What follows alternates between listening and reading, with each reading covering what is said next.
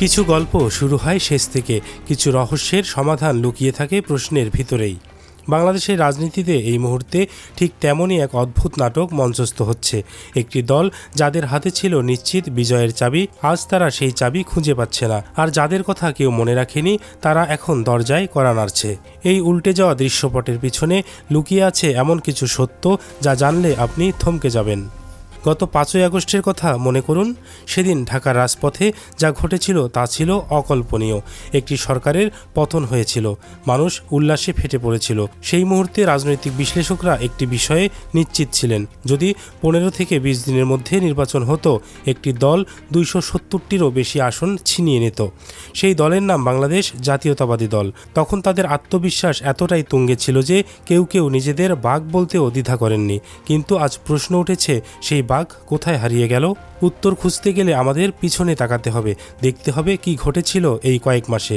কারণ রাজনীতির মাঠে এমন কিছু ঘটেছে যা কাউকে জানানো হয়নি, এমন কিছু ভুল হয়েছে যা নিজেরাই স্বীকার করতে চাইছে না কেউ। সেই সময়ে আরেকটি দলের কথা কেউ বলছিল না, জামায়াতে ইসলামী। তাদের নেতারা মনে মনে হিসেব কষেছিলেন যে 20 থেকে 25টা আসন পেলেই সেটা হবে বিশাল সাফল্য। কারণ গত 1.5 দশকে তাদের এমনভাবে কোণঠাসা করে রাখা হয়েছিল যে তারা প্রায় ভুলেই গিয়েছিল নিজেদের শক্তি। কিন্তু আজ তারা রাষ্ট্র ক্ষমতার দখলের পূর্ব প্রস্তুতি নিয়ে মাঠে। সেই 10% ভোটের দল এখন 40%-এর দাবিদার। এই অসম্ভব কিভাবে সম্ভব হলো? উত্তরটা শুনলে আপনি থমকে উঠবেন। এই পরিবর্তনের পিছনে সবচেয়ে বড় অবদান রেখেছে খোদ বিএনপি। তারা নিজেরাই নিজেদের পায়ে কুড়াল মেরেছে। একটার পর একটা ভুল, প্রতিটি ভুল তাদের আরও গভীরে টেনে নিয়ে গেছে। প্রথম আঘাত এসেছে এমন এক জায়গা থেকে যেখানে তারা ভাবতেই পারেনি। বিএনপি ভেবেছিল 1971 সালের মুক্তিযুদ্ধ এবং রাজাকার ইস্যু নিয়ে জামায়াতকে ঘায়েল করা যাবে। গত 15 বছর আওয়ামী লীগ এই অস্ত্র ব্যবহার করে সফল হয়েছে। বিএনপি ভাবল একই ফর্মুলা তারাও প্রয়োগ করবে, কিন্তু তারা একটা বিশাল বিষয় বুঝতে ব্যর্থ হলো। সময় বদলে গেছে, প্রজন্ম বদলে গেছে।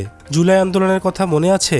সেই উত্তাল দিনগুলোতে তরুণরা রাস্তায় নেমেছিল অদ্ভুত এক স্লোগান নিয়ে, তুমি কে আমি কে, রাজাকার রাজাকার। এই স্লোগান প্রথমে চমকে দিয়েছিল সবাইকে, কারণ রাজাকার শব্দটা বাংলাদেশে সবসময় গালি হিসেবে ব্যবহৃত হয়ে এসেছে। কিন্তু এই তরুণরা এই গালিকেই নিজেদের পরিচয় বানিয়ে ফেলল। তারা বুঝে গিয়েছিল স্বৈরাচার সরকার এই শব্দ দিয়ে তাদের কণ্ঠ রোধ করতে চায়, তাই তারা এই শব্দকেই উল্টে দিল। এটা হয়ে গেল প্রতিবাদের ভাষা, সাহসের প্রতীক। এই পরিস্থিতিতে বিএনপি যখন আবার সেই পুরনো রাজাকার ট্যাগ নিয়ে হাজির হলো, তখন কি হলো? তরুণ প্রজন্ম অবাক হয়ে দেখল, তারা যে ট্যাগ নিয়ে রাস্তায় রক্ত দিয়েছে, বিএনপি এখন সেটা দিয়েই রাজনীতি করতে চাইছে। তাদের মধ্যে প্রশ্ন জাগল, বিএনপি কি তাদের আন্দোলনকে সম্মান করে না? ফলাফল হলো মারাত্মক। যে অস্ত্র দিয়ে বিএনপি জামায়াতকে ঘায়েল করতে চাইল, সেই অস্ত্র উল্টো তাদের নিজেদের গায়ে লাগলো। দ্বিতীয় আঘাত এসেছে মিডিয়ার ময়দান থেকে। আজকের যুগে রাজনীতি শুধু রাজপথের খেলা নয়, টেলিভিশনের টক শো, ইউটিউবের ভিডিও, ফেসবুকের লাইভ, এসব জায়গায় যুক্তি দিয়ে কথা বলতে হয়। বিএনপির পক্ষে যারা টক শোতে আসেন তাদের বেশিরভাগই যুক্তিতে দুর্বল।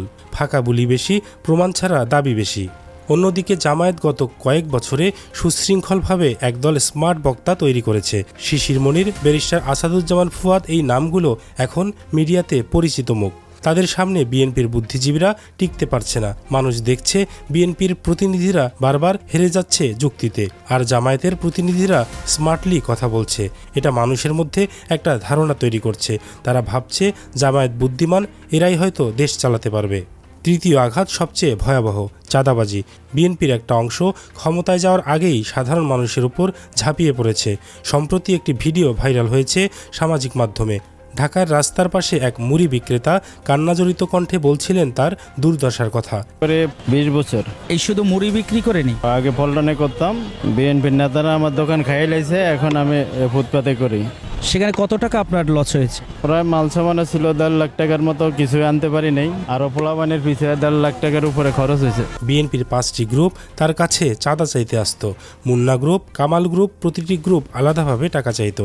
তাদের অত্যাচারে তিনি আর ফুটপাতে ব্যবসা করতে পারছেন না। তিনি বলেছিলেন, বিএনপির নেতারা আমার দোকান খেয়ে ফেলেছে। একজন সামান্য মুড়ি বিক্রেতার এই আর্তনাদ মানুষ শুনেছে। তারা ভাবছে বিএনপি এখনও ক্ষমতায় আসেনি, তাতেই যদি এই অবস্থা হয় তাহলে ক্ষমতায় এলে কি হবে? এই ভয় মানুষকে বিএনপি থেকে দূরে সরিয়ে দিচ্ছে। বিএনপির মধ্যে হয়তো মাত্র 5% নেতাকর্মী এই চাঁদাবাজিতে জড়িত, কিন্তু এই 5%-এর দায় পুরো দলকে নিতে হচ্ছে। চতুর্থ আঘাত এসেছে ভারত নীতি থেকে। বাংলাদেশের মানুষ এখনও তীব্রভাবে ভারত বিরোধী। ফেলানি হত্যাকাণ্ড থেকে শুরু করে তিস্তার পানি বন্টন, সব মিলিয়ে মানুষ ক্ষুব্ধ। তারা চায় এমন সরকার যারা ভারতের চোখের দিকে তাকিয়ে কথা বলতে পারবে। কিন্তু বিএনপির শীর্ষ নেতারা ভারতের সাথে সুসম্পর্কের কথা বললেন। মির্জা ফখরুল ইসলাম আলমগীর ভারতকে অকৃত্রিম বন্ধু বলে সম্বোধন করলেন। জনগণ এটা ভালোভাবে নেয়নি। পঞ্চম এবং সম্ভবত সবচেয়ে বড় আঘাত এসেছে কুমিল্লা থেকে। সেখানকার জামায়াত প্রার্থী হাসনাত আবদুল্লাহর সমর্থন ছিল মাত্র 5%। কিন্তু বিএনপি নেতা মঞ্জু এক জনসভায় তাকে আক্রমণ করে বললেন, যার বাপদাদার কোনো পরিচয় নেই, রাজমিস্ত্রির ছেলে, সেও এমপি হওয়ার শখ করে। এমপি হতে গেলে বাপদাদার বংশ পরিচয় লাগে। এই একটা কথা পুরো এলাকার চিত্র বদলে দিল। বাংলাদেশের মানুষ সাধারণ খেটে খাওয়া মানুষ। পেশার অপমান করা মানে তাদের অপমান করা। সবচেয়ে বিস্ময়কর যে ঘটনা ঘটল সেটা হলো ভোটাররা নিজেরাই হাসনাতের হাতে টাকা দিতে শুরু করলো।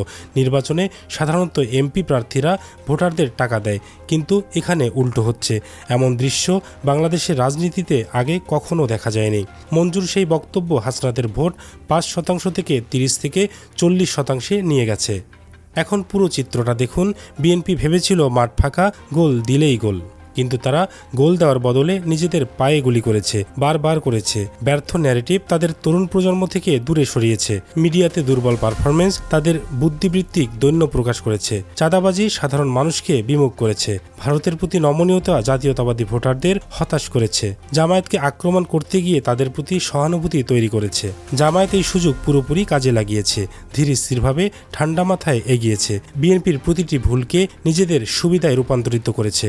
এটা মাত্র কয়েক মাসের মধ্যে একটা অবিশ্বাস্য উত্থান যা রাজনীতির পাঠ্যপুস্তকে লেখা হবে। বিএনপি যদি এখনও সময় থাকতে নিজেদের সংশোধন করে তাহলে হয়তো ফিরে আসতে পারে, কিন্তু সময় তাদের পক্ষে নেই। প্রতিদিন তারা জনসমর্থন হারাচ্ছে, প্রতিদিন জামায়াত এগিয়ে যাচ্ছে। বর্তমান পরিস্থিতি বলছে বিএনপি নিজেই নিজেদের সবচেয়ে বড় শত্রু হয়ে দাঁড়িয়েছে। তারা নিজেরাই নিজেদের কবর খুঁড়ছে, আর সেই কবরের উপর দাঁড়িয়ে জামায়াত বিজয় উদযাপনের প্রস্তুতি নিচ্ছে।